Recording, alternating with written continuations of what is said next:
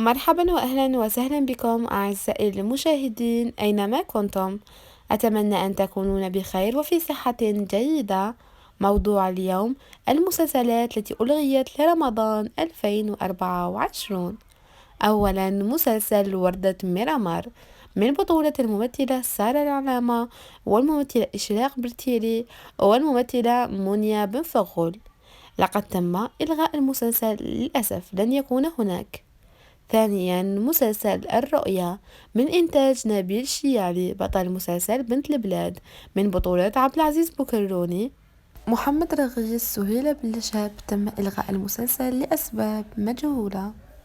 ثالثا، مسلسل بنت البلاد من بطولة نبيل شيالي، شيماء عطلة، ليليان أبركون، نيسا علي باي. لن يكون هناك موسم رابع للمسلسل في رمضان 2024، لكن من الممكن أن يعرض على الشاشة التلفزيونية في رمضان 2025 لأن سيناريو المسلسل موجود، لكن ليس هناك قناة ممولة للمسلسل. خامسا، مسلسل الدراما. ليس هناك موسم ثاني لسلسلة الدراما لأن المسلسل مكون من جزء واحد فقط للأسف. أتمنى أن الفيديو نال إعجابكم. ما بقى لي غير نقولكم اتهلاو في روحكم، نتلاقاو في فيديو جديدة معلومة جديدة. ما تنساوش تابوني بلا باج وتخلوا لي رايكم في لي كومونتير. بقى على خير.